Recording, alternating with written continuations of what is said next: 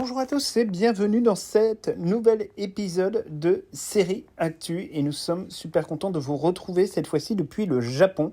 Donc il est possible qu'entre le moment où nous enregistrions cette vidéo et le moment où elle paraisse, il y ait quelques actualités supplémentaires sur la série qui soient sorties, mais comme on a un décalage horaire qui fait qu'on est un peu en avance dans le temps sur vous, et ben en fait voilà, les infos ont pu se télescoper, mais à ce moment-là ne vous inquiétez pas, si c'est une grosse info vous allez retrouver une vidéo spéciale sur le sujet, et si c'est une info un petit peu plus petite, vous la retrouverez dans un prochain Série Actu. Donc, on est heureux de vous retrouver parce que ça fait un petit moment, effectivement, qu'on cherchait un peu des news un peu croustillantes et un peu sympas. Vous le savez, le principe de cette série, c'est de surtout ne pas vous donner des fausses informations ou des informations parcellaires qui ne sont pas vérifiées. On ne s'établit que sur des faits, que sur des choses qui sont vérifiées, que sur des annonces qui ont été faites officiellement ou qui ont été confirmées par des photos, parce que sinon on s'en sortirait pas et on raconterait tout et n'importe quoi, ce n'est pas le principe de cette chaîne. On veut vraiment que vous puissiez suivre ce processus de production de la manière la plus apaisée possible et surtout sans être soumis à toutes les horreurs, banalités et on va même le dire excréments que certains merdias peuvent balancer sur la toile au sujet de la série Harry Potter. Donc aujourd'hui on a pas mal d'actu, à commenter. Alors la première actu qu'on va commenter, c'est évidemment voilà, tout ce qui tourne autour de la pré-production de la série, et notamment avec l'arrivée, donc ça y est, du Poudlard Express. On vous en parlait déjà dans un précédent série actu, où effectivement on savait qu'il y avait eu un changement de locomotive qui avait été opéré à un moment donné pour représenter le Poudlard Express. Alors à cela, il n'y avait absolument rien d'étonnant dans la mesure où la locomotive qui avait été utilisée par les films, de toute façon, aujourd'hui, elle est Warner Bros. Studio Tours de Leavesden sur son environnement qui est la voie 9/3, de manière assez évidente. Il était complètement improbable de la faire bouger, de l'enlever, puisque voilà, elle est configurée de toute façon aujourd'hui pour recevoir du public. Ce n'est même plus certain qu'elle soit configurée pour être en capacité de rouler, donc de manière assez évidente. C'était tout à fait logique, évidemment, qu'ils changent entre guillemets de modèle. Alors ils ont pris un modèle qui est effectivement très ressemblant, voilà, qui a quelques années de moins. On vous en parlait un petit peu plus en détail sur Instagram pour ceux qui sont un peu plus passionnés de train.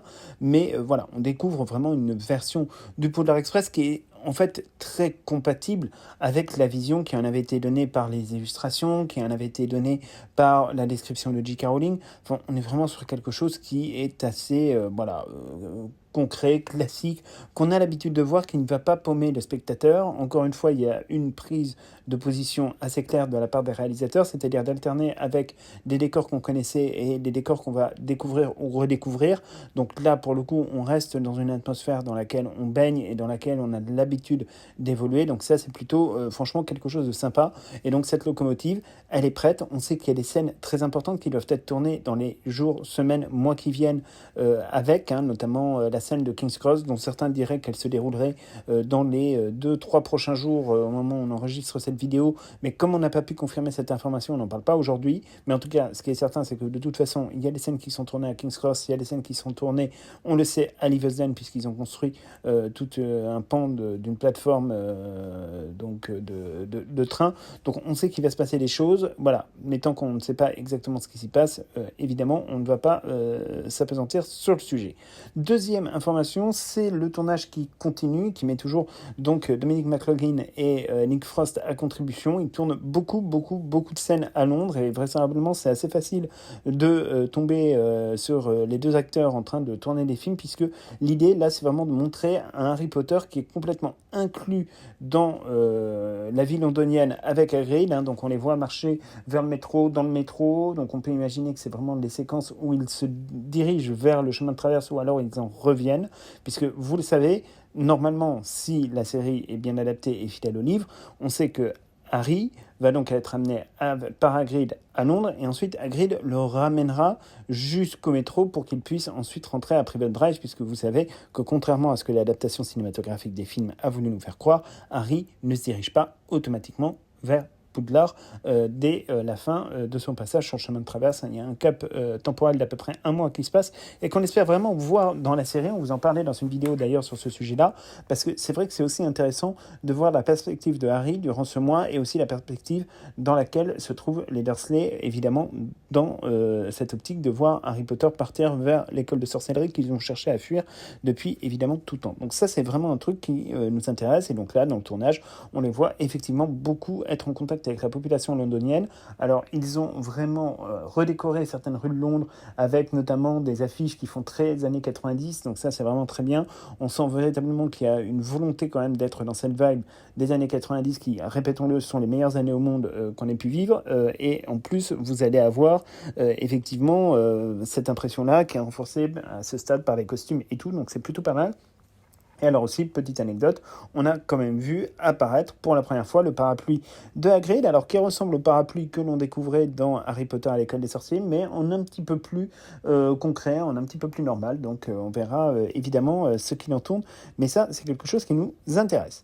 Alors quand on parle de Dominic McLaughlin, on vous parlait très récemment sur Instagram d'une interview qu'il a donnée à la BBC, dont certains extraits ont fuité, qui est une interview très sympathique à regarder, où en fait l'intervieweuse pose un certain nombre de questions donc un interprète de Harry Potter, et notamment voilà comment il a pris le fait d'être choisi par ce rôle, et on sent véritablement que derrière sa réponse, qui est on va dire parfois un peu même touchante parce que c'est une réponse d'enfant, on sent véritablement qu'il y a une vraie fierté, et ça c'est super. Déjà il a toujours rêvé de jouer dans Harry Potter, c'est vraiment pour lui ce qu'il explique être le rôle de rêve, hein, donc vraiment vu de ses yeux d'enfant, c'est quelque chose qui est très bien, d'avoir été très heureux, que c'est quelqu'un qui a toujours été très fan des livres Harry Potter. Donc du coup, c'est vrai qu'on va pouvoir vraiment découvrir là-dessus un talent et un enfant qui est particulièrement engagé, qui a vraiment envie de s'y coller. Et ça, c'est vraiment cool. Alors, ce qui est marrant, c'est qu'il a un phrasé qui est très écossais. Il a vraiment un accent écossais un peu à couper au couteau. Alors, on ne sait pas si ce sera un peu atténué dans la version de la série ou pas, mais c'est vrai qu'il a vraiment un accent qui est très très prononcé, à tel point que on se posait la question l'autre jour, nous qui avons pas mal voyagé en Écosse, de savoir si il n'avait pas par hasard quand même une certaine capacité à être bilingue, éventuellement en gaélique et écossais, parce que de manière assez évidente, il est quand même très très très marqué par l'accent écossais, mais ça lui va à ravir. Et puis surtout, on sent vraiment à la fois une touche de naïveté, une touche de simplicité, et donc quelque part de parfaite honnêteté dans sa manière d'être, et ça c'est super cool, parce qu'en fait on voit pas un enfant star, on voit pas un enfant qui a l'habitude des plateaux de tournage et qui fait comme si c'était un truc absolument lambda. Pour lui c'est pas un boulot, on est vraiment sur autre chose, et ça c'est vraiment génial parce qu'on sent qu'il en profite à fond et que c'est pour lui une très très belle expérience, et vraiment là-dessus on reste persuadé qu'il est un très très bon choix pour Harry Potter. En parlant de très bon choix, il y a eu une autre interview donc de Arabella Stanton, l'interprète d'Hermione Granger, alors qui est sortie dans un cadre promotionnel en fait pour, vous savez, la série donc des livres audio qui va sortir à partir du mois de novembre en Grande-Bretagne, où elle interprète la voix de Hermione Granger sur les 4 premières années de Poudlard, en tout cas de l'année 1 à 4, où effectivement on va la voir évoluer dans ce rôle d'Hermione, d'abord d'un point de vue auditif, avant de voir évidemment ce que ça va donner quand elle sera dans le rôle physiquement donc d'Hermione Granger dans la série Harry Potter. Alors là aussi, pareil, c'est toujours la même chose, on est toujours un peu charmé parce qu'on découvre une petite fille très sympa, très souriante, très cash aussi, voilà, qui explique tranquillement que voilà, quand elle a appris qu'elle allait donc jouer le rôle de la voix d'Hermione dans cette série de livres audio, ce qui a probablement été pour elle la première annonce, puisque c'est vrai qu'elle a commencé à enregistrer en janvier donc 2025, donc on peut imaginer que ça s'est passé en 2024, donc bien avant qu'elle ne soit sélectionnée pour le rôle d'Hermione au cinéma. Et franchement, de manière assez évidente, quand on l'entend parler, quand on voit les quelques lignes de dialogue qui sont parues dans ces clips promotionnels, enfin, on n'a absolument aucun doute sur le fait qu'elle fera une très très bonne Hermione. Elle est douée pour ça, et là aussi c'est vrai, alors même si c'est peut-être l'une des enfants les plus capées du casting, elle est quand même, sincèrement, là aussi, elle, dans une démarche très touchante, très naturelle. Voilà, on sent qu'il y a des yeux qui pétillent, et là aussi, franchement, ça fait plaisir. Et de manière assez évidente, parce que ça on ne pouvait pas passer à côté, là on a encore vu qu'un espèce de merdia qui se dit spécialisé sur Harry Potter sort une vidéo dans laquelle il fait un énorme build. Alors faire des énormes builds sur YouTube, c'est pas important, ça nous arrive aussi, mais ça en dit quand même long sur le pouvoir qu'on prête à ces gens et qui en fait est très minime, hein, comme d'ailleurs pour tout influenceur. Hein. Un influenceur, même s'il est suivi par 1 million de personnes, en fait son pouvoir est égal à peu près zéro. Il faut avoir un peu l'honnêteté de se le dire et de ne pas vivre dans un monde totalement fantasmé.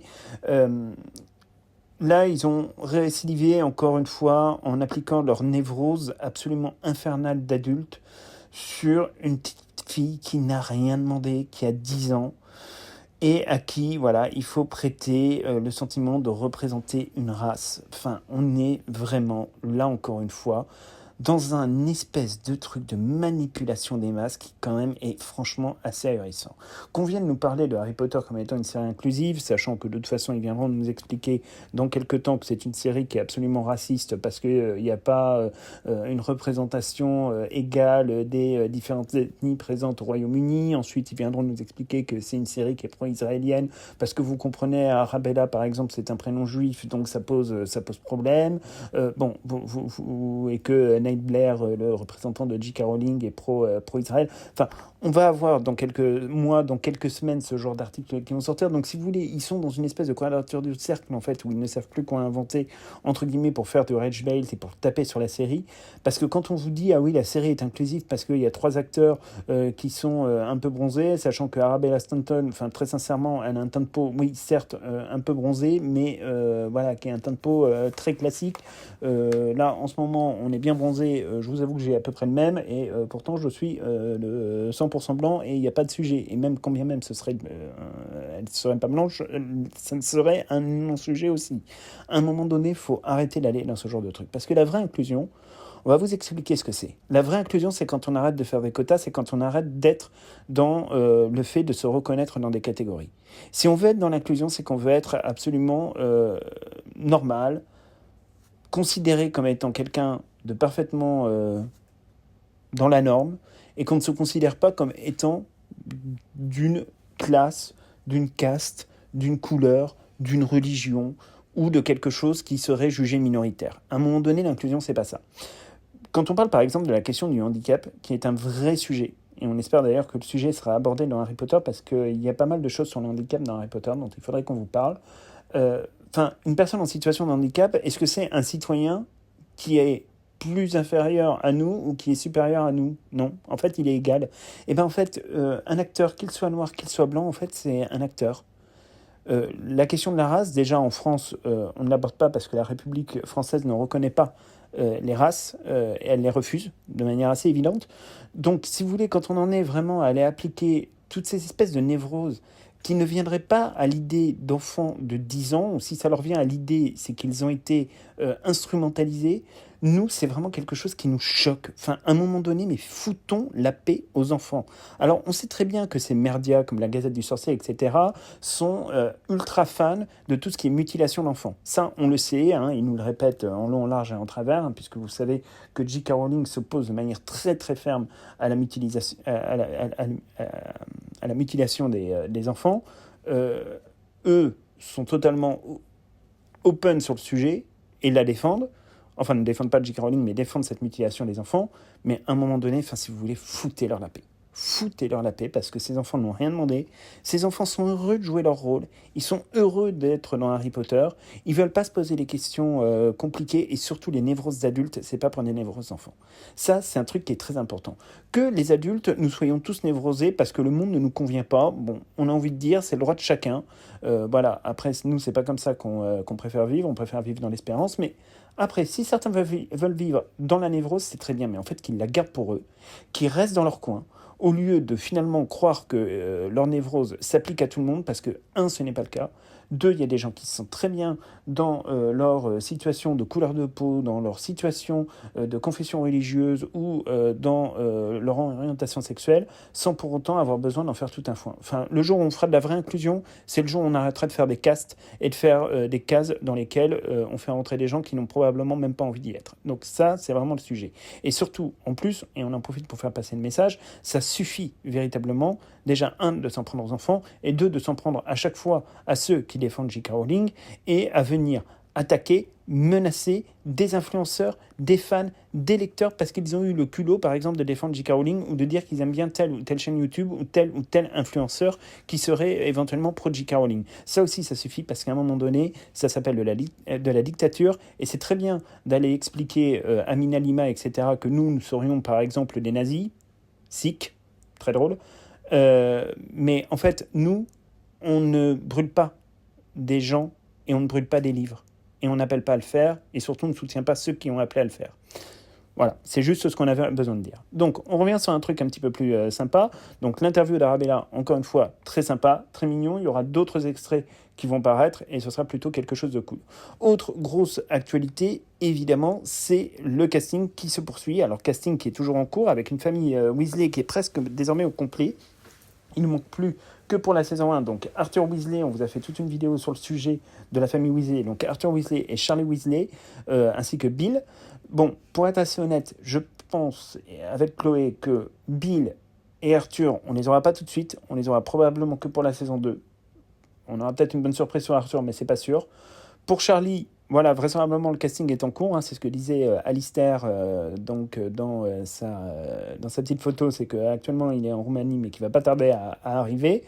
Là, on a donc 2 jumeaux qui ont l'air absolument géniaux, Tristan et Gabriel Harland, dont on peut penser qu'ils ont peut-être un peu de sang français. On vous en parlait dans la vidéo sur le casting des Weasley, parce que clairement ce sont des prénoms quand même qui ont une très forte consonance française, donc ça c'est plutôt le truc qui est quand même assez cool. On a une Molly Weasley, l'interprète de Catherine Parkinson, qui a eu vraiment déjà une prise de position très sympa en disant qu'elle se contrefoutait les positions de J.K. Rowling, qu'elle voulait pas en parler, que c'était pas le sujet, et qu'elle a été très heureuse de jouer dans Harry Potter.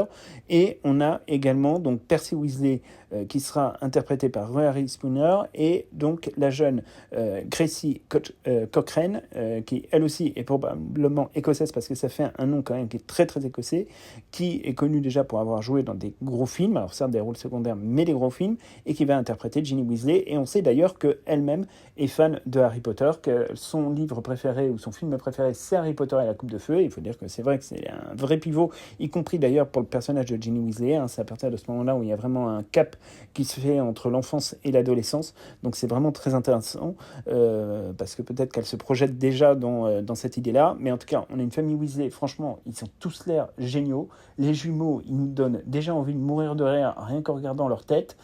Alistair Sprout, il a l'air toujours aussi sympa, et lui aussi avec une espèce d'innocence dans sa manière d'aborder les choses qui a l'air vraiment très sympathique et très touchante. Encore une fois, laissons-nous toucher par la grâce de tous ces enfants qui sont heureux de jouer Harry Potter et qui ne sont pas dans les névroses, parce que ça, putain, mais qu'est-ce que ça fait du bien franchement entre nous. Voir des jeunes qui sont heureux, qui sourient, qui ont la patate et qui ont des étoiles dans les yeux, ça c'est un truc, enfin ça ne se fait plus aujourd'hui, de manière assez évidente. Voilà, on voit toujours des jeunes qui sont un peu blasés, voilà, un peu tristes et tout. Là on voit que des jeunes qui sourient, c'est franchement ça, c'est un truc un peu étonnant. Faites-y attention d'ailleurs quand vous regardez leurs photos, leurs vidéos, ce qu'ils postent, vous voyez des enfants souriants. C'est génial de voir des enfants souriants, ça n'arrive plus. Généralement, on voit des enfants qui font la gueule. Même d'ailleurs, dans les films Harry Potter, on voyait des enfants qui faisaient la gueule tout le temps. Bon. Là, on voit quand même quelque chose d'un peu différent, et ça, franchement, ça fait du bien. Donc voilà, grosso modo, un petit peu tout ce qu'on avait pour les petites informations sur donc la série Harry Potter qui est en cours de tournage. On a déjà dépassé, mine de rien, plus d'1 mois de tournage. Alors, ça fait un petit moment maintenant qu'on n'a plus vraiment d'images en dehors de ce qui se passe dans Londres, mais pour la simple et bonne raison, en fait, que déjà, à Livingston, tout a été mis derrière des conteneurs titanesques, des étages de conteneurs, pour que, effectivement, personne ne puisse véritablement accéder à ce qu'il se passe sur la zone de tournage. Et puis, il est fort probable qu'ils aient renforcé quand même les mesures de sécurité parce qu'on n'a plus de survol de drone, on n'a plus ce genre de truc. Donc, ils ont dû renforcer les mesures de sécurité pour quand même garder un petit peu de choses secrètes sur la fabrication vraiment de cette série. Et quelque part, c'est pas plus mal. Donc, je pense qu'il faut profiter quand même du fait que là, les acteurs sont encore un peu en extérieur parce que malheureusement, ça va pas durer des masses. On ne sait toujours pas d'ailleurs s'ils vont tourner en Écosse ou pas. Ça, c'est encore aussi un vrai sujet qu'on abordera probablement peut-être dans un prochain série actu ou peut-être dans une vidéo qui sera dédiée au sujet parce que c'est un truc sur lequel Alfonso Cuarón, quand il avait réalisé Harry Potter et le prisonnier Azkaban, avait beaucoup insisté. Il voulait voir les enfants en dehors des studios et il avait eu raison. Et on espère véritablement qu'ils vont garder cette logique. Donc voilà. En tout cas, c'est tout pour cette vidéo. On espère qu'elle vous aura plu. On a été un petit peu long sur certaines parties. Désolé, mais ça nous permet aussi de faire passer les messages sur ces épisodes de série actu que vous semblez vraiment apprécier. Parce que, encore une fois, c'est important aussi. C'est notre responsabilité de dire quand les choses vont et quand les choses ne vont pas.